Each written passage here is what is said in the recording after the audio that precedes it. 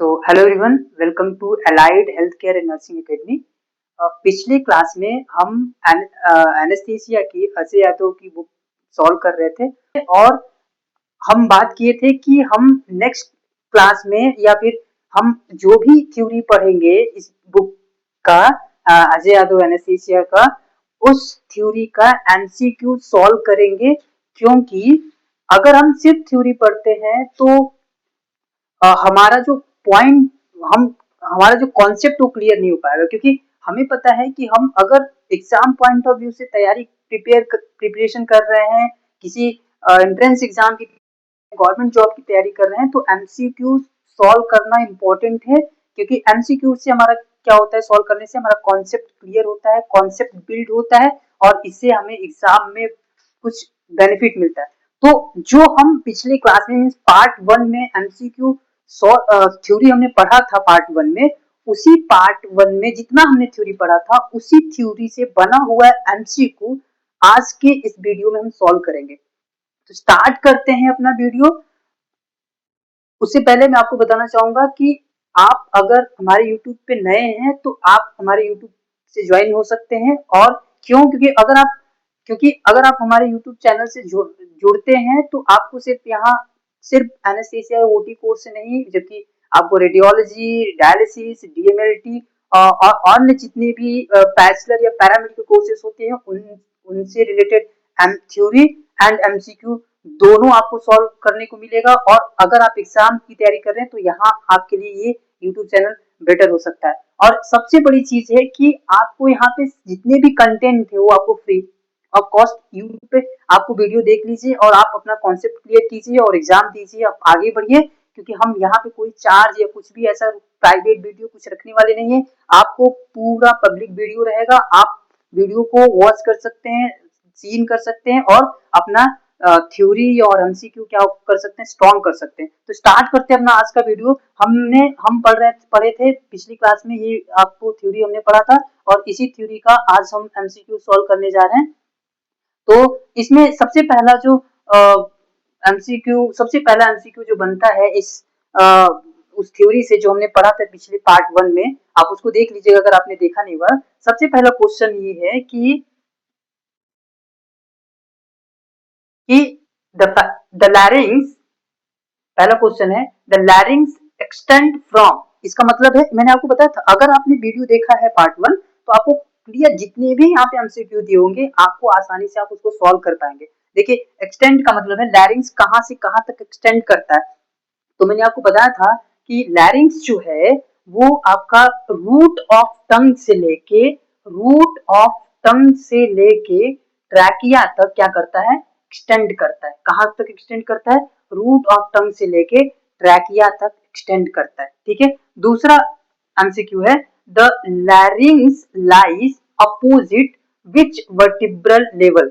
तो मैंने आपको बताया था कि जो आपकी लैरिंग्स होती है वो कौन से वर्टिब्री के जस्ट अपोजिट लाइज करती है, मींस प्रेजेंट होती है। तो आपको पता होगा C3 से लेके C6 तक आपकी जो होती है लैरिंग्स वो लाइज करती है अपोजिट। उसके बाद तीसरा क्वेश्चन है the distance between the teeth and vocal cord is, means आपका जो इंसीजर होता है, टीथ होता है, इंसीजर नाम का टीथ, वहां से लेके वोकल कार्ड की डिस्टेंस कितनी होती है? तो उसकी डिस्टेंस होती है 12 to 15 सेंटीमीटर। आपको याद होगा, थ्योरी आप देखेंगे वहां पे आपको सब कुछ मिल जाएगा। उसके बाद नेक्स्ट क्वेश्चन है the distance between the vocal cord and carina. Carina आपको पता है, आपका वोकल कार्ड आपको पता होगा, vocal cord is a part of larynx and carina is a area where the trachea will divide into right bronchus and left bronchus. So the distance between the vocal cord and carina is approximately 10 to 15 centimeter. And the fifth question is which of the following is not a paired cartilage of the larynx। आपको मैंने पिछले video में बताया था कि cartilage को आपको याद करने का तरीका। मैंने आपको बताया था कि ACC एंड आपको मैंने एक टेक्निक बताया था, दैट इज टेक। तो ACC अगर आप टेक याद रखते हैं तो आपको पेयर्ड और अनपेयर्ड मिल जाएंगे। मींस ये नाम तो आपको ये क्लियर करते हैं, ये पहले स्टार्टिंग के वर्ड्स इसलिए क्लियर करते हैं, ये एक साथ हैं और ये एक साथ हैं। देखो, ACC and C, that is ये क्या होंगे आपके अनपेयर्ड होंगे, sorry not a pair, means ये पेयर होते हैं, पेयर होते हैं, ठीक है। तो वहां पे बचा क्या, दैट इज टी, जो कि दूसरे वाले में सिर्फ, तो आंसर क्या हो जाएगा आपका, आंसर हो जाएगा आपका thyroid is not a pair, ठीक है। तो आगे बढ़ते हैं, नेक्स्ट क्वेश्चन है which cartilage, which cartilage is unpaired, फिर से यहाँ पर आपको दूसरा वाला टीईसी टेक, टेक मींस इसमें क्या आ जाएगा, टी आ जाएगा, देखिए ए सी सी आ गया, फिर से ई वाला आ गया यहाँ पे, तो ये क्या होगा, दिस इज अनपेयर्ड, ठीक है। बाकी क्या होंगे टेक, दोनों ये तीनों क्या होंगे, पेयर्ड होंगे। नेक्स्ट क्वेश्चन क्या होगा, the narrowest part of the adult Airways is, narrowest part आपको पता है, तो छोटा वर्ड आपको पता है, छोटा वर्ड इज फॉर छोटे के लिए, तो यहाँ पे एडल्ट किसके लिए हो जाएगा भाई, ग्लोटिस के लिए हो जाएगा। अब बड़ा वर्ड में आपकी आगे मिलेगा आपको, देखिए यहाँ पे नेक्स्ट क्वेश्चन है, in children up to 6 year, जिनकी एज 6 साल तक है, और उनमें the narrowest part of the airway is कौन सा, subglottis, subglottis, sorry sorry sorry, supraglottis, ये गलत है, सबग्लोटिस, सबग्लोटिस, ठीक है।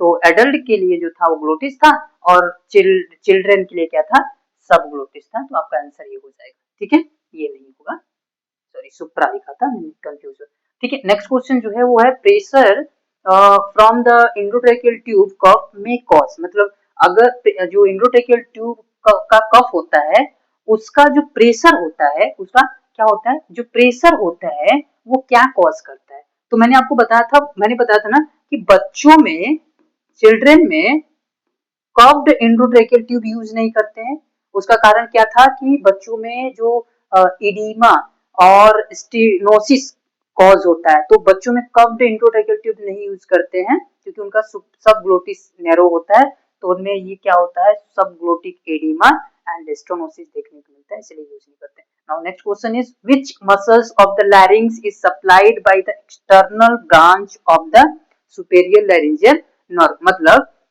कि कौन सी मसल्स है ऑफ द लैरिंग्स की जो कि सप्लाइड होती है, जिसको सप्लाई होता है external branch of superior laryngeal nerve, कौन सी नर्व मसल्स को ये नर्व सप्लाई होती है, तो क्रीकोथायराइड मसल्स जो होती है उसको कौन सी नर्व सप्लाई करती है, वो है सुपेरियर लैरिंजियल नर्व, ठीक है।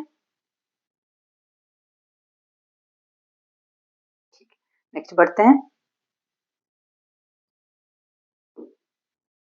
नेक्स्ट क्वेश्चन है all intrinsic muscles of the larynx are supplied by the recurrent laryngeal nerve except, मतलब कौन सा all intrinsic muscles of the larynx are supplied by the recurrent laryngeal nerve except, मतलब सभी के सभी जो होते हैं मसल्स क्या होती हैं, को ये नर्व सप्लाई होती करती है, कौन सी, recurrent nerve, nerve laryngeal nerve supply करती है, एक को छोड़ के, किसको छोड़ के, तो किसको छोड़ के भाई, पोस्टीरियर क्रिकोएरिटोनाइड को छोड़ के, क्या थायराइड थायरोएरिटोनाइड को छोड़ के, लेटरल क्रिकोएरिटोनाइड को छोड़ के, क्या मैंने आपको अभी जस्ट पीछे बताया कि क्रिकोथायराइड को कौन करता है, कौन करता है, पोस्टीरियर लैरिंजियल नर्व करता है, तो ठीक है, तो ये वाला जो आपका आंसर हो जाएगा क्रिकोथायराइड, ठीक है। क्रिकोथायराइड मसल्स को दूसरी नर्व सप्लाई करती है, मैंने आपको पीछे बताया, ठीक है। इसके बाद हम आते हैं नेक्स्ट क्वेश्चन पे, sensory supply above the vocal cord is by the, मतलब sensory supply above the vocal cord, मतलब वोकल कार्ड से ऊपर, कौन sensory supply above the vocal cord, देखिए मैंने आपको बताया था कि एक था वोकल कार्ड, और वोकल कार्ड के ऊपर कौन सी नर्व सप्लाई करती है और नीचे कौन सी नर्व सप्लाई करती है, ऊपर कौन करती है भाई, ऊपर करती है internal branch of superior laryngeal nerve, कौन करता है, internal branch of superior laryngeal nerve, ठीक है। वहीं नेक्स्ट क्वेश्चन में sensory supply below the vocal cord is by the recurrent laryngeal nerve, कौन, रिकरेंट लैरिंजियल नर्व, ये आपको याद रखना है, ठीक है। नेक्स्ट बढ़ते हैं हम लोग, तो नेक्स्ट क्वेश्चन है which statement is correct, means glottis is the nervous part in children below 6 year, तो देखो बच्चों में तो ग्लोटिस नहीं होता बिकॉज छोटा वर्ड ये नहीं है। सब glottis is the nervous part, अब ये ठीक उल्टा दिया हुआ है। Glottis is the nervous part in adulthood, छोटा वर्ड फॉर छोटे के लिए और बड़ा वर्ड फॉर बड़े के लिए। तो सब glottis is for nervous part of children and glottis is the nervous part in adult. याद रखिएगा। Larynx is the primary organ of किसके लिए का, खाने के लिए, डाइजेशन के लिए और ऑल्फेक्शन के लिए कि वॉइस प्रोडक्शन के लिए। तो आंसर क्या होगा, वॉइस प्रोडक्शन। नेक्स्ट बढ़ते हैं आगे। नेक्स्ट है आपका, ठीक है, नेक्स्ट है आपका लैरिंग्स, ट्रेकियम, ब्रोंकियल ट्री से आपका क्वेश्चन है कि फर्स्ट क्वेश्चन इज कि arterial supply of the लैरिंग्स is mainly by, तो आर्टेरियल सप्लाई किसके थ्रू होता है भाई, थायराइड आर्टरी। थायराइड आर्टरी इसकी लैरिंग्स को कौन सी आर्टरी सप्लाई करती है, थायराइड। थायराइड की कौन सी, सुपेरियर एंड इंफीरियर थायराइड, ठीक है, याद रखिएगा। Unilateral unilateral recurrent laryngeal nerve paralysis usually cause, means unilateral मतलब मैंने आपको बताया था कि एक साइड का, देखिए क्या था, लैरिंग्स के पैरालिसिस को जब हमने पढ़ा था तो मैंने बताया था कि एक था कि भाई एक साइड, सिर्फ कौन कौन सी साइड, यूनिलेटरल मतलब एक साइड। यूनिलेटरल अगर पैरालिसिस होता है तो क्या होगा, क्या होगा, यूनिलेटरल पैरालिसिस अगर होता है तो क्या होगा, क्या यूनिलेटरल पैरालिसिस होता है तो क्या होगा, यूनिलेटरल पैरालिसिस होता है तो पेशेंट को क्या देखने को मिलेगा, हॉर्सनेस ऑफ वॉइस देखने को मिलेगा। दूसरा क्वेश्चन इसी से था पैरालिसिस से, लैरिंग्स पैरालिसिस से, कि अगर पेशेंट को बाइलेटरल पार्शियल पैरालिसिस होता है, देखिए कंप्लीट नहीं, एक था कि पार्शियल, बाइलेटरल क्या था, बाइलेटरल बाइलेटरल पार्शियल पैरालिसिस अगर होता है तो पेशेंट को क्या देखने को मिलेगा, तो अगर bilateral partial recurrent region nerve paralysis देखने को मिलता है तो क्या क्या देखने को, अफेक्ट फर्स्ट किसको अफेक्ट करेगा, पोस्टीरियर क्रिकोथायराइड को क्या करेगा, फर्स्ट पोस्टीरियर क्रिकोएरिटेनॉइड को क्या करेगा, अफेक्ट करेगा। इसके बाद क्या था कि अगर according to the Semon's law in the partial recurrent laryngeal nerve paralysis तो क्या होगा, तो अबडक्टर आर अफेक्टेड फर्स्ट। कौन अफेक्ट होगा, अगर Semon's law in partial recurrent laryngeal nerve में पैरालिसिस होता है तो कौन सा अफेक्ट होगा, अबडक्टर्स आर अफेक्टेड फर्स्ट। यहाँ पे क्या था भाई, bilateral partial recurrent laryngeal nerve paralysis थी तो पोस्टीरियर क्रिकोएरिटेनॉइड था। यहाँ पे कौन था, सिमोन्स लॉ के according partial recurrent laryngeal nerve था तो कौन था, अबडक्टर आर अफेक्टेड फर्स्ट। उसके बाद bilateral partial recurrent laryngeal nerve paralysis lead to, क्या लीड करेगा, मींस उससे होगा क्या, तो क्या होगा, रेस्पिरेटरी स्ट्रीडर होगा, क्या होगा, रेस्पिरेटरी स्ट्रीडर देखने को मिलेगा। क्या हो रहा है भाई, bilateral partial recurrent laryngeal nerve paralysis होगा। तो ये याद रखिएगा, यहाँ पे था कि कौन सी मसल्स इफेक्ट हो रही है, यहाँ पे क्या था, कौन सी मसल, तो पोस्टीरियर क्रिकोएरिटेनॉइड मसल्स। यहाँ पे कौन, सिमोन्स लॉ के अकॉर्डिंग पूछा था, और यहाँ पे क्या पूछ रहा है कि अगर bilateral recurrent laryngeal nerve paralysis होती है तो क्या हो सकता है, तो रेस्पिरेटरी स्ट्रीडर देखने को मिलता है। हम आगे बढ़ते हैं क्वेश्चन को लेके। तो नेक्स्ट क्वेश्चन है, in complete recurrent laryngeal nerve paralysis vocal cord remain adducted due to action of, किसके एक्शन से क्या होगा कि complete recurrent laryngeal nerve paralysis में वोकल कार्ड रिमेन अडक्टेड। इसका आप क्वेश्चन का आंसर दीजिएगा, क्योंकि जब आप इसको आप सॉल्व कर रहे होंगे इन क्योंकि आपको पता होगा कि मैंने आपको बताया था लैरिंग्स में कई तरीके से पैरालिसिस होती है। फर्स्ट वन की आपको यूनिलेटरल, दूसरा बाइलेटरल हो रहा है, वो पार्शियल हो रहा है, बाइलेटरल हो रहा है, कंप्लीट हो रहा है। इसके अलावा रिकरेंट लैरिंजियल नर्व, उसके अलावा आपका जो दूसरी आपकी सुपेरियर लैरिंजियल नर्व होती है, रिकरेंट लैरिंजियल नर्व, इसके अलावा सुपेरियर लैरिंजियल नर्व, वो उन दोनों होती है। तो क्या होगा, तो अलग अलग सभी का जो क्या होता है कि आंसर होता है वो अलग अलग होता है, क्योंकि उनमें जो कंडीशंस होती है वो बदलती जाती है। तो यहाँ पे देखिए कंडीशंस क्या दिया हुआ है, यहाँ पे कंडीशंस दिया हुआ है कि कंप्लीट, अगर complete recurrent laryngeal nerve paralysis हो जाए, कंप्लीट, अभी क्या कर रहा है laryngeal nerve vocal cord remain adducted due to action of, तो किसके एक्शन से भाई, क्रीकोथायराइड। क्यों? क्योंकि क्रीकोथायराइड को, क्यों, ध्यान से देखिए, ध्यान से समझिएगा, क्योंकि क्रीकोथायराइड को ये रिकरेंट लैरिंजियल नर्व सप्लाई ही नहीं करती भाई, इसको सप्लाई ही नहीं करती ये तो भाई अपना काम करता रहेगा। पैरालिसिस किसकी हुई, पैरालिसिस हुई है रिकरेंट लैरिंजियल नर्व की, और रिकरेंट लैरिंजियल नर्व को ये सप्लाई नहीं होता, तो ये तो अपना काम करता रहेगा।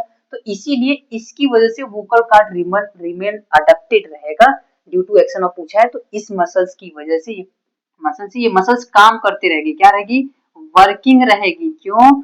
क्योंकि ये इसको सप्लाई नहीं करती, ये इसको दूसरी नर्व सप्लाई करती है। कौन सी करती है, मैंने आपको बताया सुपेरियर लैरिंजियल नर्व करती है। तो देखो यहाँ पे लिखा हुआ क्वेश्चन आया हुआ है कि पूछा है कि क्रीकोथायराइड मसल्स इज सप्लाइड बाय, कौन सी नर्व सप्लाई करती है भाई, सुपेरियर लैरिंजियल नर्व सप्लाई करती है। कौन करती है, सुपेरियर लैरिंजियल नर्व करती है। सिर्फ इसी को छोड़ के, अभी पीछे क्वेश्चन था कि भाई रिकरेंट लैरिंजियल नर्व सबको सप्लाई करती है, किसको छोड़ के, तो क्रीकोथायराइड को छोड़ के। क्रीकोथायराइड क्योंकि काम करता रहता है, कंप्लीट इसकी नर्व पैरालिसिस हुई है, तो ये तो इसकी वजह से ये वोकल कार्ड रहेगा। और यहाँ पे पूछ दिया कि क्रीकोथायराइड मसल्स को कौन सी नर्व सप्लाई करती है, तो सुपेरियर लैरिंजियल नर्व सप्लाई करती है, याद रखिएगा, ठीक है। A patient with complete recurrent laryngeal nerve paralysis may require, क्या रिक्वायर होगा भाई, ट्रैकियोस्टमी रिक्वायर होगा। क्या रिक्वायर होगा, ट्रैकियोस्टमी रिक्वायर्ड होगा, क्योंकि लैरिंक्स की काम नहीं कर रही होगी। तो कंप्लीट रिकरेंट लैरिंजियल नर्व अगर पैरालिसिस होता है तो उसको पेशेंट को ट्रैकियोस्टमी करना पड़ेगा। क्यों? क्योंकि वो जो आपकी क्या बोलते हैं कि वोकल कार्ड है वो ओपनिंग प्रॉपर नहीं हो पाएगी। कंप्लीट पैरालिसिस ऑफ बोथ, किसका देखो, अब देखो दोनों का क्या हो रहा है कि आपका पैरालिसिस हो रहा है, किसका हो रहा है, recurrent and superior laryngeal nerve का पैरालिसिस हो रहा है। वो क्या कॉज करेंगे, cause to remain in cadaveric position, किसमें, कैडवरिक पोजीशन। मैं आपको एक क्वेश्चन और ये बताइए कि कैडवरिक पोजीशन जो होता है वो और कौन से केस में देखने को मिल सकता है, मतलब वोकल कार्ड का कैडवरिक पोजीशन, या तो पेशेंट डेड हो जाए, डेड बॉडीज में मैंने आपको बताया था कि वोकल कार्ड में कैडवरिक पोजीशन वोकल कार्ड का देखने को मिलता है। इसके अलावा आप अगर जनरल एनेस्थीसिया दे रहे पेशेंट को और विथ मसल रिलैक्सेशन, तब उस केस में वोकल कार्ड क्या हो जाता है, कैडवरिक पोजीशन में देखने को मिलता है। और एक और कंडीशन मैंने आपको बताई यहाँ पे कि अगर recurrent and superior laryngeal nerve paralysis होता है तब वो ध्यान रखिएगा, during anaesthesia with muscle relaxation vocal cord are held in cadaveric position, किसमें, कैडवरिक पोजीशन में। देखिए यहाँ पे नेक्स्ट क्वेश्चन बन गया था कि इसके साथ एनेस्थीसिया के साथ मसल रिलैक्सेशन अगर देते हैं तो वोकल कार्ड कैडवरिक पोजीशन में रहेगा, ठीक है। नेक्स्ट अब आते हैं कि जो क्वेश्चंस बने हुए हैं वो है वोकल कार्ड से ट्रैकिया से रिलेटेड। और ट्रैकिया से रिलेटेड पहला क्वेश्चन है the average length of trachea is, the average length of trachea is, तो average length of trachea is, बताइए, ये तो इजी क्वेश्चन है आपके लिए, कितना सेंटीमीटर होना चाहिए, 5 to 7 centimetre, 8 to 9 centimetre, 10 to 12 centimetre और 15 to 18 सेंटीमीटर। ओके, आपको याद है कितना, 10 to 12 सेंटीमीटर इसका आंसर होगा। 10 से 12 सेंटीमीटर ट्रैकिया की लेंथ होती है। ट्रैकिया बेगिंस कहाँ से स्टार्ट होता है, तो आपको पता है जहां से लैरिंक्स खत्म होता है वहीं से ट्रैकिया स्टार्ट होता है। लैरिंक्स कहाँ से खत्म होता है, C3 से स्टार्ट होता है, सर्वाइकल वर्टेब्री 3 से स्टार्ट होती है, सर्वाइकल वर्टेब्री 6 तक खत्म हो जाती है, तो सर्वाइकल वर्टेब्री 6 से ट्रैकिया स्टार्ट होता है। तो सर्वाइकल वर्टेब्री 6 कहीं लिखा हुआ है, हाँ लिखा हुआ, तो सर्वाइकल वर्टेब्री 6 जो होगा इसका आंसर हो जाएगा, वहां से ट्रैकिया स्टार्ट होता है। ट्रैकिया एंड कहाँ होता है, तो ट्रैकिया एंड होता है बट थोरेसिक वर्टेब्रा के लेवल पे। कौन से थोरेसिक भाई, T3, T4, T5, T6, तो T5 के लेवल पे ये एंड हो जाता है, ट्रैकिया T5 तक खत्म हो जाता है, मतलब ये एक्सटेंड करता है C6 से लेके T5 तक, ये क्या करता है आपका ट्रैकिया जो होता है ट्रैकिया जो होता है वो एक्सटेंड करता है। ठीक है, ये याद रखिएगा। ठीक, अब आते हैं नेक्स्ट क्वेश्चन पे, दैट इज कराइना लाइज अपोजिट। मतलब कराइना जो होता है, कराइना मैंने आपको बताया था ना कि आपका जो ये ट्रैकिया होता है, और ट्रैकिया में ये आपकी ब्रोंकस और ये आपका, तो ये जो एरिया होता है जहां पे ये आपका राइट राइट क्या राइट ब्रोंकस, मेन ब्रोंकस इसको बोलते हैं, मेन ब्रोंकस, और ये आपका हो गया लेफ्ट मेन ब्रोंकस। तो राइट और लेफ्ट में होता है, तो ये एरिया जहां से ये ट्रैकिया जो है, ट्रैकिया डिवाइड हो जाता है, उसको हम क्या कहते हैं, इस एरिया को क्या कहते हैं, कराइना।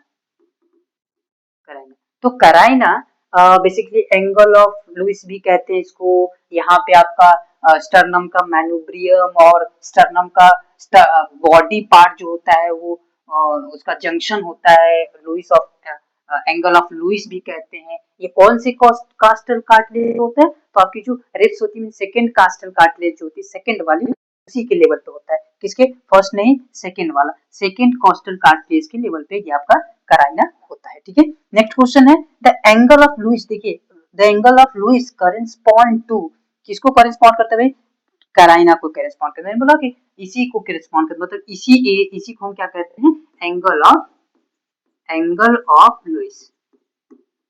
ठीक है, तो ये याद रखिएगा, एंगल ऑफ लुइस बोलते हैं। ठीक है, आगे बढ़ते हैं। अब आते हैं कि नेक्स्ट क्वेश्चन है कि ट्रैकिया कंसिस्ट ऑफ। तो ट्रैकिया किस चीज से बना होता है भाई, ट्रैकिया बना होता है 8 से 10 रिंग से क्या, 10 से 12 रिंग से क्या, 16 से 20 इनकम्प्लीट रिंग से क्या, या 25 कंप्लीट रिंग से। तो कंप्लीट तो नहीं हो सकता भाई। रही बात रिंग की, कंप्लीट और इनकम्प्लीट लिखा तो इतना नहीं होता। कितने होते हैं नंबर, टोटल नंबर होते हैं रिंग जो होते हैं वो 16 से 20 रिंग होते हैं, और वो रिंग क्या होते हैं, आपके इनकम्प्लीटेड रिंग होते हैं, मतलब आधे रिंग होते हैं, पूरे सर्कल में नहीं होता।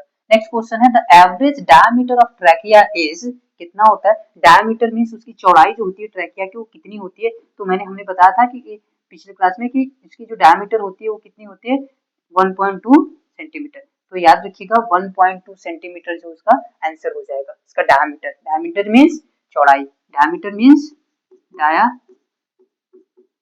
मींस चौड़ाई।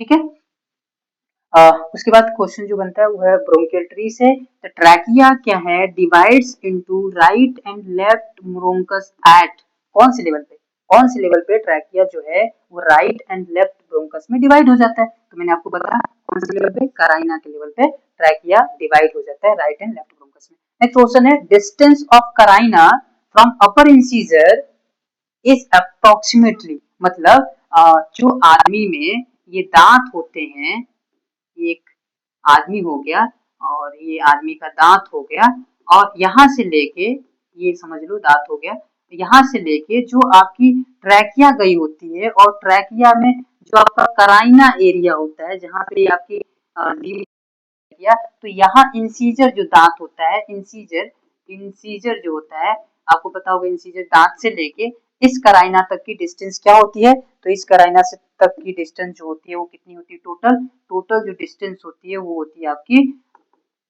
Approximately 28 to 30 centimetre. याद रखिएगा कितना, 28 से 30 सेंटीमीटर होता है। इसका आंसर वहां पे आपको मिल जाएगा, मैंने आपको वहां पे सॉल्व कराया था। ठीक है, आगे बढ़ते हैं।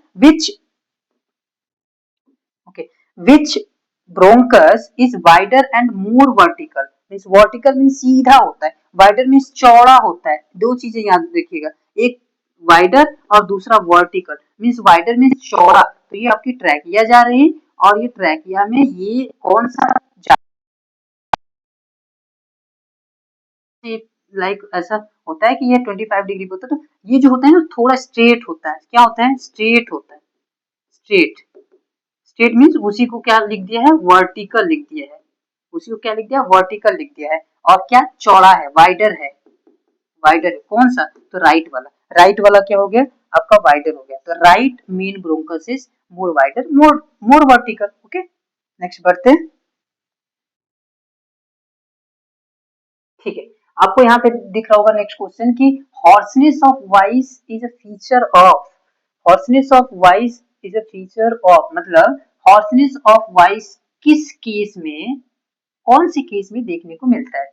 तो क्या बाइलेटरल कंप्लीट पैरालिसिस में देखने को मिलता है क्या unilateral recurrent laryngeal nerve paralysis में देखने को मिलता है क्या superior laryngeal nerve injury only या फेशियल नर्व? तो भाई फेशियल नर्व की तो कहीं बात ही नहीं हो रही, लैरिंजियल नर्व हो सकता है, बाइलेटरल नहीं है, सुपेरियर नर्व नहीं है, यूनिलेटरल मतलब एक साइड का अगर हो रहा था पैरालिसिस हो रहा था, unilateral recurrent laryngeal nerve paralysis हो रहा था, तो उस केस में हमें हॉर्सनेस ऑफ वॉइस देखने को मिला। मतलब उसी क्वेश्चन को जो हमने पीछे सॉल्व किया उसी के यहाँ पे ठीक से फिर से दोबारा से पूछा हुआ है, दूसरे वर्ड में पूछा हुआ है। ठीक है, नेक्स्ट क्वेश्चन है रेस्पिरेटरी स्टीडर इज सीन इन, मतलब रेस्पिरेटरी स्टीडर कौन से केस में देखने को मिलता है? क्या bilateral partial recurrent laryngeal nerve paralysis में देखने को, फेशियल नर्व पैरालिसिस में देखने को, ग्लॉसोफैरिंजियल नर्व, हाइपोग्लॉसल, ये सब तो है ही नहीं, ये सब आंसर ही नहीं है। आपको कौन सा आंसर हो जाएगा भाई? आंसर हो जाएगा bilateral partial recurrent laryngeal nerve paralysis में। तो यहाँ पे आपको देखने को मिलता है क्या? रेस्पिरेटरी स्टीडर देखने को मिलता है। ठीक है, आगे बढ़ते हैं। अगला क्वेश्चन है सीवियर रेस्पिरेटरी डिस्ट्रेस अकर इन, सीवियर रेस्पिरेटरी डिस्ट्रेस अकर इन, भाई क्या यूनिलेटरल में हुआ क्या? उसमें तो सिर्फ हॉर्सनेस हो रहा था, क्या complete recurrent laryngeal nerve paralysis में हो सकता है, क्या फेशियल नर्व पैरालिसिस में होगा, लिंगुअल नर्व पैरालिसिस, ये है ही नहीं। तो कंप्लीट लैरिंजियल नर्व पैरालिसिस में आपको क्या देखने को मिलेगा? सीवियर रेस्पिरेटरी डिस्ट्रेस देखने को मिलेगा। तो सीवियर रेस्पिरेटरी डिस्ट्रेस कौन से में देखने को मिलेगा? Complete recurrent laryngeal nerve paralysis में। जितना ज्यादा आपका सिवियरिटी होगी पैरालिसिस की, बढ़ती जाएगी और पेशेंट की जो कंडीशन होगी वो खराब होती जाएगी। तो ये याद रखिएगा। अगर सिर्फ यूनिलेटरल था तो हॉर्सनेस से आवाज में थोड़ी चेंजेस आ रहे थे, उसके बाद जब बाइलेटरल पार्शियल हुआ तो रेस्पिरेटरी स्टीडर में सांस अप डाउन करने लगी। लेकिन अगर बाद में अगर कंप्लीट रिकरेंट लैरिंजियल पार्शियल हुई तो क्या हुआ कि आपका सीवियर रेस्पिरेटरी डिस्ट्रेस, सांस लेने में बिल्कुल मुश्किल हो गया। क्यों? क्योंकि आपकी जो वोकल कार्ड थी उसकी पोजीशनिंग गड़बड़ाने लगी। ठीक है, तो ये याद रखिएगा। विच स्टेटमेंट इज करेक्ट, यहाँ पे पूछ रहा है कौन सा स्टेटमेंट जो है वो करेक्ट है। तो ट्रैकिया स्टार्ट होता है C4 से क्या? बिल्कुल नहीं। ट्रैकिया एंड होता है T5 पे क्या? देखते हैं। Trachea has complete cartilage ring, no, complete cartilage ring नहीं होता। Diameter of trachea is 2 centimetre क्या? नहीं, बिल्कुल अभी तो हमने देखा 1.2 सेंटीमीटर था। तो आंसर क्या हो जाएगा हमारा? Trachea ends at T5, T5 पे क्या होता है? ट्रैकिया एंड होता है। इसके बाद हम क्वेश्चन, अब नेक्स्ट क्वेश्चन है cadaveric position of vocal cord occur in, मतलब cadaveric position of anaesthesia vocal cord कब देखने को मिलेगा? बताइए आप। मैंने आपको 2-3 कंडीशंस बताए हुए हैं, muscles with anaesthesia with muscle relaxation, dead bodies and complete. अगर पैरालिसिस होता है both recurrent laryngeal nerve and superior laryngeal nerve तो होगा क्या? Only recurrent laryngeal nerve paralysis होगा क्या? नहीं। कंप्लीट पैरालिसिस ऑफ बॉथ, दोनों से होगा क्या? बिल्कुल होगा, दोनों का होगा अगर तो होगा। तो आंसर क्या हो जाएगा? Complete paralysis of both recurrent laryngeal nerve and superior laryngeal nerve, तब कैडबरिक पोजीशन में वोकल कार्ड जाएगा। ठीक है, नेक्स्ट आगे बढ़ते हैं हम लोग। ठीक है, the right main bronchus divide into, किसमें डिवाइड होता है भाई? Right main bronchus divide into, right main bronchus divide into upper and lower lobe bronchi, upper, middle and lower lobe bronchi, 2 segment bronchi और 4 lobar bronchi। यहाँ पे आपको मुझे लगता है पहले से आंसर दे दिया गया है एंड कोई बात नहीं। तो राइट मेन ब्रोंकस जो होता है वो डिवाइड होता है upper, middle and lower lobe में। मतलब आपको पता है कि आपका ट्रैकिया कराइना से 2 पार्ट में डिवाइड हो रहा है। 2 पार्ट से डिवाइड होने के बाद ये एक ऊपर जाता है, बीच में जाता है और नीचे जाता है। मींस पहले ये 3 पार्ट में डिवाइड होता है। तो इन 3 पार्ट्स में जो लंग्स होता है वो आपका क्या हो जाता है? 3 लोब में डिवाइड हो जाता है। किसमें डिवाइड? कितने लोब में? 3 लोब में डिवाइड हो जाता है। तो ये जो लोब्स हैं वही कह रहा है कि अपर, मिडिल और लोअर लोब में डिवाइड हो जाता है। मतलब जो ब्रोंकस है वो भी फर्दर डिवाइड होता है, उसी से लोब बनते हैं। ये भी फर्दर आगे चल के डिवाइड होंगे, वो सेगमेंट्स बनाएंगे। ठीक है ना, यही बोल रहा था। Answer B, the left main bronchus divide into, the left main bronchus is divided into only 2 lobes. 2 lobes कहाँ है? क्या upper and lower lobe bronchi है? अपर मिडिल लोअर तो हो ही नहीं सकता, 3 तो हो ही नहीं सकता, 3 सेगमेंट ब्रोंकाई हो ही नहीं सकता, 4 लोअर ब्रोंकाई हो ही नहीं सकता। आंसर क्या हो जाएगा? Upper and lower lobe bronchi. ये ध्यान रखिए। इसके बाद है क्या कि endobronchial intubation occur more commonly in the, मतलब अगर किसी पेशेंट को आप इंडोट्रेकियल ट्यूब डालते हैं तो कौन सी साइड में इंट्यूबेशन मींस ट्यूब जाने के चांसेस ज्यादा होते हैं? अगर आपको ध्यान होगा और आप प्रैक्टिकली काम कर रहे होंगे तो आपको आइडिया होगा कि राइट साइड में जाने के चांसेस ज्यादा होते हैं। पता है आपको क्यों? क्योंकि राइट वाला ब्रोंकस ज्यादा स्ट्रेट होता है, ज्यादा चौड़ा होता है, इसीलिए उधर जाने के चांसेस क्या हो जाते हैं? ज्यादा हो जाते हैं। तो राइट वाला जो होगा हमारा आंसर हो जाएगा, राइट ब्रोंकस जो है वो आपका आंसर है। ठीक है, the right main bronchus is more commonly intubated because it is, देखिए वही चीज को पूछ लिया, क्या होता है भाई? शॉर्टर होता है, वाइडर होता है और मोर वर्टिकल होता है। क्या होता है? मोर वर्टिकल होता है। तो ये जो आपका हो जाएगा वो आपका आंसर हो जाएगा, answer number B, shorter wider and more vertical, याद रखिएगा। नेक्स्ट क्वेश्चन है, in children up to 3 year of age the angle of both bronchi is approximately कितने? तो भाई डी आंसर हो जाएगा 55 डिग्री। अगर किसी बच्चे का, children up to 6 year age है, तो एंगल ऑफ ब्रोंकाई जो दोनों होते हैं राइट एंड लेफ्ट ब्रोंकाई होते हैं, उन ब्रोंकस होता है, उनको दोनों का जो एंगल होता है वो सेम होता है 55 डिग्री। लेकिन जैसे जैसे एडल्ट एज में जाता है राइट वाला सीधा रह जाता है, वर्टिकल रह जाता है जिसका, और ये जो आपका लेफ्ट वाला होता है वो ज्यादा क्या होता है? एंगल्ड हो जाता है, ज्यादा ही मुड़ जाता है, घूम जाता है, समझ लीजिए। तो यहाँ पे 55 डिग्री याद रखिएगा कि 3 साल से कम बच्चे वाले केस में, ऐसे केस में दोनों का ब्रोंकस का जो एंगल है वो सेम होता है। ठीक है, चलिए हम आगे बढ़ते हैं। नेक्स्ट क्वेश्चन है आपका, the right upper lobe bronchus divide into, मतलब जो राइट अपर लोब है ब्रोंकस है, मतलब अपर लोब है ब्रोंकस है, वो डिवाइड होता है किसमें?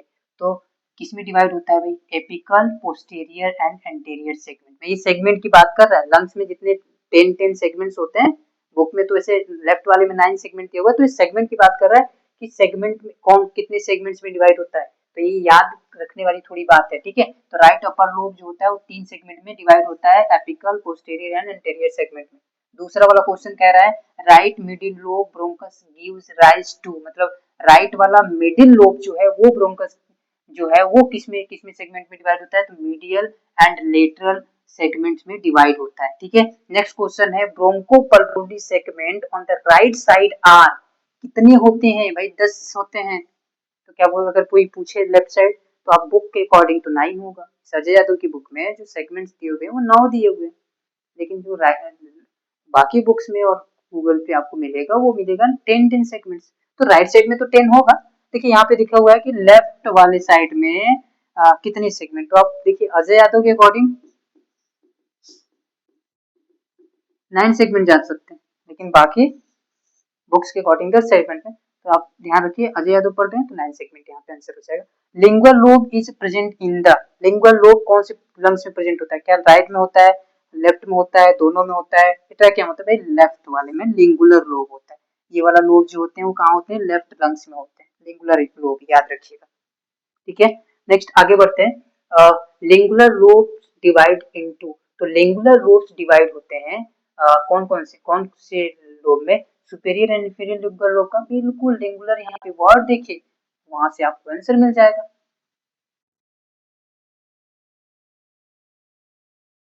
ठीक है, सॉरी, यहाँ पे आप सुपेरियर एंड इंफीरियर लिंगुलर देखिए, लिंगुलर से आपको लिंगुलर का आंसर मिल जाएगा, बाकी में तो लिंगुलर है नहीं। तो यहाँ लिंगुलर लोब डिवाइड होता है सुपेरियर एंड इंफीरियर लिंगुलर। ठीक है, रेस्पिरेटरी ब्रोंकियोल्स, एल्वियोलर डक्ट, कौन कौन से भाई? रेस्पिरेटरी ब्रोंकियोल सबसे छोटी वाली ब्रांच होती है ब्रोंकियल ट्री की, एल्वियोलर डक्ट जो डायरेक्ट एल्वियोलाई से अटैच्ड होता है, और alveolar sac together form the, मतलब ये देखो छोटी सी ब्रांच, उसकी भी छोटी सी ब्रांच ये, और उससे एल्वियोलाई अटैच्ड, मतलब ये समझो इतने। तो ये जो क्या है, क्या बनाते हैं, ये बनाते हैं रेस्पिरेटरी यूनिट। क्या बनाते हैं? रेस्पिरेटरी यूनिट, जिसको कहते हैं structural and functional unit of respiratory system. Alveoli को तो एल्वियोलाई का पार्ट कंसीडर करके रेस्पिरेटरी यूनिट बनाता है। ठीक है। Gas exchange occur across the, किस, कहाँ पे गैस एक्सचेंज होता है भाई? एल्वियोलर कैपिलरी मेम्ब्रेन में क्या होता है? गैसेस एक्सचेंज होते हैं। एल्वियोलाई की जो मेम्ब्रेन होती है और कैपिलरी ब्लड वेसल्स की कैपिलरीज होती है, उनके बीच में क्या होता है? उनके दोनों के बीच में क्रॉस मींस दोनों के बीच में क्या होता है? गैसेस एक्सचेंज होते हैं। ये ध्यान रखिएगा, एल्वियोलाई और कैपिलरी ऑफ ब्लड वेसल्स, उनके बीच में मेम्ब्रेन के बीच में क्या होता है? गैस एक्सचेंज होता है। थिकनेस ऑफ एल्वियोलर कैपिलरी, देखो मैंने बताया था एल्वियोलर कैपिलरी की कितनी थिकनेस होती है, तो आपको यहाँ पे 0.03 0.03 एंड 3 mm एंड 30 mm, तो याद रखिए आंसर क्या होगा? 0.3 mm। ये ध्यान रखिएगा, इसकी मेम्ब्रेन की थिकनेस होती है एल्वियोलाई की। ठीक है। टोटल नंबर ऑफ एल्वियोलाई कितने पाए जाते हैं बोथ लंग्स में? तो आपको पता होगा टोटल नंबर ऑफ लंग्स में एल्वियोलाई जो पाए जाते हैं वो 300 दिया होगा मिलियंस। किसमें? आपके अजय यादव की बुक में। वैसे अप्रोक्सीमेशन में चलता है 3 to 4, 3 to 5 भी चलती है बाकी बुक्स में, और बाकी गूगल पे आपको मिल जाएगा, लेकिन बुक के अकॉर्डिंग आपको जो आंसर यहाँ पे होगा, एल्वियोलाई कितनी होंगी टोटल? मिलियंस होंगी, 300 मिलियंस होंगी। ठीक है, याद रखिएगा। चलिए आगे बढ़ते हैं हम लोग। आगे जो आपका क्वेश्चन है वो है total surface area of alveoli is approximately. तो आपको मैंने आपको बुक में पढ़ा था कि total surface area of alveoli is कितना होता है? 70। भाई मैंने बताया था एल्वियोलाई जो होते हैं वो क्या होते हैं? जब हम सांस लेते हैं, जब हम इंस्पिरेशन करते हैं, जब हम क्या करते हैं? इंस्पिरेशन करते हैं, तो सांस जो होती है ये जो O2 होता है वो अंदर जाता है, तो ये जो एल्वियोलाई होती है वो बड़ी हो जाती है। क्या हो जाती है? बड़ी हो जाती है। लेकिन जब हम सांस छोड़ते हैं, क्या करते हैं? हम एक्सपीरेशन करते हैं। क्या कर रहे हैं? हम एक्सपीरेशन कर रहे हैं। तो एक्सपीरेशन के केस में क्या होता है? जो एल्वियोलाई जो होती है वो छोटी हो जाती है फिर से, और यहाँ से हमारा जो होता है कुछ O2 प्लस CO2 बाहर चला जाता है, और क्या होती है? छोटी हो जाती है। लेकिन ये एकदम सिकुड़ती नहीं, मतलब ये सिकुड़ के अगर ये कोलैप्स कर जाए, ये कोलैप्स नहीं करती। कोलैप्स करने के से बचने के लिए क्या होता है? क्या सिक्रीट होता है? सर्फेक्टेंट सिक्रीट होता है। और ये सब सर्फेक्टेंट सिक्रीट होता है कौन करता है? Type 2 pneumocyte cell. मतलब एल्वियोलाई की सेल्स होती हैं, ये चारों सेल्स हैं, लेकिन इन चारों सेल्स में ये जो सेल्स होता है वो क्या सर्फेक्टेंट सिक्रिएट करता है। याद रखिएगा ये एल्वियोलाई की सभी सेल्स हैं, लेकिन उनमें सर्फेक्टेंट अगर पूछता कौन सिक्रिएट करता है, तो सर्फेक्टेंट कौन सिक्रिएट करता है? Type 2 pneumocyte cells. ठीक है। इसके बाद foreign body aspiration is more common in the right bronchus क्या, लेफ्ट ब्रोंकस क्या, ट्रैकिया, ब्रोंक्यूल्स कहाँ पे होता है? तो भाई राइट साइड में, क्योंकि आपको रीजन पता है स्ट्रेट होता है, वाइडर होता है, इसलिए एस्पिरेशन ज्यादा होते हैं, चांसेस होते हैं। इसके बाद हम पढ़ते हैं in the supine position the most common site of foreign body aspiration is apical क्या, posterior basal segment of right lower lobe क्या, apical segment of right lower lobe क्या, लिंगुलर सेगमेंट और राइट मिडिल लोब। तो इसका answer जो होगा, अगर supine position patient का है तो सुपाइन पोजीशन के केस में जो फॉरेन बॉडी के एस्पिरेशन के चांसेस होते हैं वो एपिकल सेगमेंट में ज्यादा होते हैं। कौन से लोब में भाई? राइट लोअर लोब में। राइट लोब में हो रहा है, लेकिन सेगमेंट पूछ लिया तो एपिकल सेगमेंट सुपाइन पोजीशन के केस में। नेक्स्ट यहाँ पे एक और क्वेश्चन आपको देखने को मिलेगा कि स्टैंडिंग पोजीशन में या सिटिंग पोजीशन में एस्पिरेशन जो होता है, कौन से स्टैंडिंग और सिटिंग पोजीशन में एस्पिरेशन के most commonly occurs in the कौन से सेगमेंट में ज्यादा तो चांसेस देखने को मिलते हैं? तो पोस्टीरियर बेसल सेगमेंट में हो जाते हैं, द राइट लोअर लोब, मतलब लो लंग्स के लोअर लोब में, और कौन सी? पोस्टीरियर बेसल सेगमेंट में। ये दो तीन पॉइंट्स याद रखना है कि सिटिंग और स्टैंडिंग पोजीशन में पोस्टीरियर बेसल सेगमेंट में एस्पिरेशन हो रहा है। अगर पेशेंट सुपाइन पोजीशन में है तो एस्पिरेशन कहाँ होता है? एपिकल सेगमेंट में चांसेस ज्यादा होते हैं। और चांसेस जो है लंग्स को पूछे कि किधर साइड होता है, तो राइट ब्रोंकस में always chances for more common for aspiration. तो ये दो तीन पॉइंट्स आपको कहाँ या क्या करना है? याद रखना है पोजीशन के रिगार्डिंग कि किधर आपका जो एस्पिरेशन होता है वो कौन से सेगमेंट्स में चांसेस ज्यादा होते हैं। ठीक है, ये पॉइंट याद रखिएगा। नेक्स्ट आगे बढ़ते हैं, तो आपको यहाँ पे देखने को मिलेगा कि in the lateral position aspiration commonly occur in the, अब देखो क्या पूछ रहा है, लेटरल पोजीशन पूछ रहा है। वहां पे क्या था, अभी सिटिंग पोजीशन था, सुपाइन पोजीशन था, स्टैंडिंग पोजीशन था, यहाँ पूछ रहा है लेटरल पोजीशन में आपके जो एस्पिरेशन के चांसेस होते हैं वो कहाँ होते हैं। तो इसमें एस्पिरेशन के जो चांसेस होते हैं वो होते हैं लिंगुलर लोब में। कहाँ होते हैं, लिंगुलर लोब में ज्यादा चांसेस होते हैं क्या होने के, आपके एस्पिरेशन होने की, किसमें, लेटरल पोजीशन में, याद रखिएगा। ठीक है, अब क्या पूछ रहे हैं नेक्स्ट क्वेश्चन कि ciliated epithelium extend up to the, तो सिलिएटेड जो एपिथेलियम होता है वो कहां तक एक्सटेंड करता है भाई, रेस्पिरेटरी, कहां तक, रेस्पिरेटरी ब्रोंक्यूल्स तक। मतलब अभी आपको पता होगा ये है ट्रैकिया, उसके बाद ये ब्रोंकाई, उसके बाद प्राइमरी ब्रोंकस, उसके बाद सेकेंडरी, उसके बाद टर्सरी ब्रोंकस, उसके बाद ब्रोंकियोस, ऐसे ये ब्रांचेस क्या होती है इसकी डिवाइड होती जाती है, तो इनका नाम पड़ता जाता है। और लास्ट वाला जो होता है ना वो होता है आपका ब्रोंकियोस। तो रेस्पिरेटरी ब्रोंकियोस तक आपके सीलिया पाए जाते हैं भाई, क्या पाए जाते हैं, सिलिएटेड एपिथेलियम पाई जाती है, sorry ciliated epithelium means cilia होंगे, सिलिएटेड एपिथेलियम एक टिश्यू है तो उसमें क्या होंगे, सिलिया होंगे, सिलिएटेड एपिथेलियम यहाँ तक पाई जाती है। ठीक है, याद रखिएगा। इसके इसके बाद नेक्स्ट क्वेश्चन क्या है, ciliary activity in is inhibited by all inhalational agent except, मतलब जो रेस्पिरेटरी ट्री में जो सीलिया होते हैं उनकी एक्टिविटी को हम इनहिबिट कर सकते हैं, इनहिबिट मींस रोक सकते हैं, रोक सकते हैं, रोक सकते हैं। और कौन रोकता है भाई, कौन, सारे इनहालेशनल एजेंट रोक देते हैं, ऑल इनहालेशनल एजेंट इसमें से सभी, लेकिन कौन सा ऐसा है जो नहीं रोक पाता, मतलब एक्टिविटी को नहीं इनहिबिट कर पाता, तो कौन करता है, ether, ether is not the agent to inhibit the ciliary activities, याद रखिएगा, ईथर इज द आंसर। ठीक है, next, bronchial artery supply the airway up to the, मतलब जो ब्रोंकियल आर्टरीज हैं वो सप्लाई करती हैं द एयरवेज अप टू, मतलब कौन से लेवल तक ब्रोंकियल आर्टरी आपकी क्या करती हैं,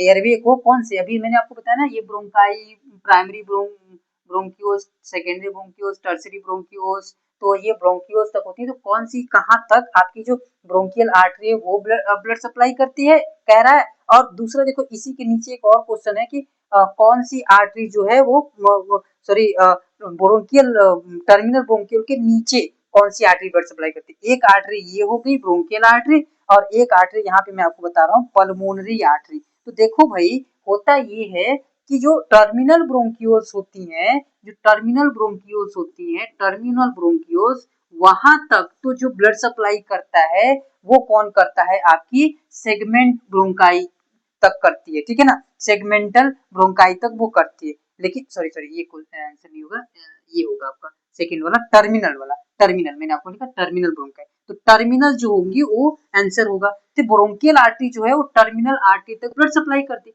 देखो दो आर्टरी हैं, एक है, मैं आपको कलर चेंज कर दे रहा हूँ, समझा रहा हूँ कि समझो ये रेड से ही बनाना चाहिए, बट ये समझो कि एक आर्टरी ये है, ये कौन आर्टरी भाई, ब्रोंकियल आर्टरी है, कौन आर्टरी है, ब्रोंकियल आर्टरी है, किसको कहां तक कर रही है, टर्मिनल ब्रोंकियोल्स तक, मतलब लास्ट वाला, टर्मिनल मतलब लास्ट वाला, यहाँ तक टर्मिनल ब्रोंकियोल्स तक ब्लड सप्लाई कर रहा है। लेकिन टर्मिनल ब्रोंकियोल्स के बाद, बात कौन है, बात तो है ना, ये एल्वियोलाई तो बचा है ना, एल्वियोलाई, इसको कौन ब्लड सप्लाई करेगा, तो इसको कौन ब्लड सप्लाई करता है, उसको करता है पल्मोनरी आर्टरी, बियॉन्ड कह रहा है, बियॉन्ड टर्मिनल ब्रोंकियोल्स। इसके बाद कौन सी सब आर्टरी ब्लड सप्लाई करती है, तो कौन करती है, पल्मोनरी आर्टरी करती है, याद रखिएगा। मतलब यहाँ तक, मतलब टर्मिनल ब्रोंकियोल्स तक ब्रोंकियल आर्टरी, लेकिन उसके बाद जो ब्लड सप्लाई करता है वो कौन करता है, पल्मोनरी आर्टरी ब्लड सप्लाई करती है, ये ध्यान रखिएगा। ठीक है, नेक्स्ट आगे बढ़ते हैं, नेक्स्ट क्लास स्लाइड पे, आपका लास्ट स्लाइड है ये।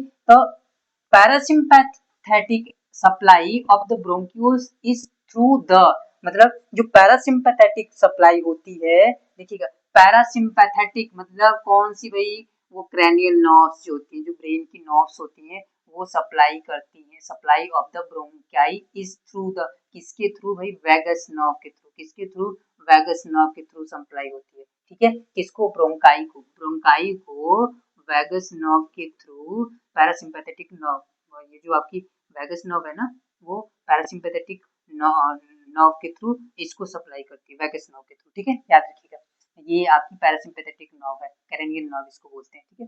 10th नंबर की ही आपकी क्रेनियल नर्व होती है, ध्यान रखिए। नेक्स्ट, तो पैरासिम्पैथेटिक स्टिमुलेशन कॉज, मतलब अगर पैरासिम्पैथेटिक स्टिमुलेशन होता है तो क्या होगा, तो पैरासिम्पैथेटिक स्टिमुलेशन की वजह से ब्रोंकोकॉन्स्ट्रिक्शन होता है। क्या होता है, ब्रोंकोकॉन्स्ट्रिक्शन होता है। इसके बाद नेक्स्ट क्वेश्चन है sympathetic fibre supplying the bronchi arise from, मतलब अगर हम सिंपैथेटिक फाइबर्स जो सप्लाई हो रही है किनको, ब्रोंकाई को, वो कहाँ से अराइज होती है, मतलब कहाँ से कह सकते हैं सिंपैथेटिक, मतलब समझ रहे हो ना, जो स्पाइनल कॉर्ड, मतलब स्पाइनल कॉर्ड से जो नर्व्स निकल रही हैं, मतलब ये समझो कि आपकी स्पाइनल कॉर्ड है और स्पाइनल कॉर्ड से नर्व निकल रही हैं, तो ये नर्व किसको सप्लाई हो रही है, ब्रोंकाई को सप्लाई हो रही है। किसको सप्लाई हो रही है, ब्रोंकाई को हो रही है। और अगर ब्रोंकाई को हो रही है, ब्रोंकाई को हो रही है, तो ये ब्रोंकाई को हो रही है, वो कहाँ से निकल रही होगी, तो वो कहाँ से निकलती है, उसके फाइबर्स कहाँ से निकलते हैं,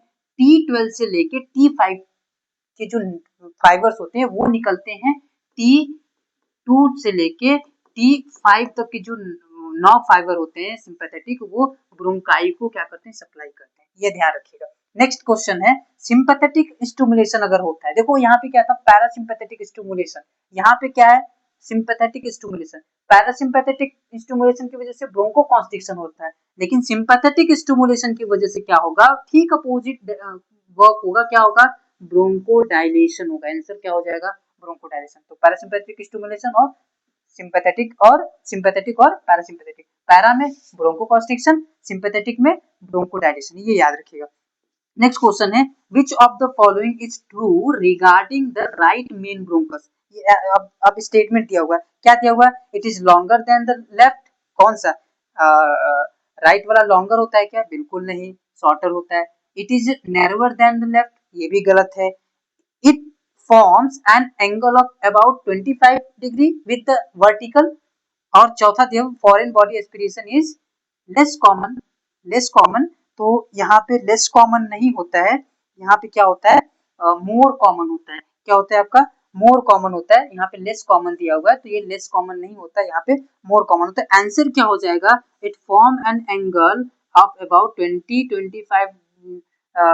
डिग्री विद द वर्टिकल, मतलब जो राइट ब्रोंकस का एंगल बनता है वो 25 डिग्री बनता है। तो ये आपका इतने क्वेश्चंस हो गए, और ये जो क्वेश्चंस थे वो आपके जो अभी तक हमने पिछले फर्स्ट पार्ट में थ्योरी पढ़ा था, वो अजय यादव की फर्स्ट जो चैप्टर था applied anatomy physiology and physics, उसका जो हमने जो पिछले वीडियो में थ्योरी पढ़ा था उसी से बने हुए एमसीक्यूज थे, उससे बाहर नहीं थे। वो आपको लगा होगा थोड़ा टफ, लेकिन अगर आप वो थ्योरी पढ़ेंगे, वो वीडियो अगर आप देखते हैं, तो उसमें आपको सारे जो पॉइंट्स है वो मिल जाएंगे, और ये अगर आप उसके बाद सॉल्व करते हैं तो आपको इजीली आप इसको सॉल्व कर पाएंगे, बहुत टफ नहीं है। देखो इसीलिए मैंने पहले वीडियो में आपको बोला था, बुक जो है वो थोड़ी लेंदी हो सकती है, उसकी थ्योरी थोड़ी सी लेंदी हो सकती है, लेकिन जो अगर आप उसको सॉल्व करते हैं, इंपॉर्टेंट पॉइंट्स को निकालते हैं, तो वो इजी हो जाता है।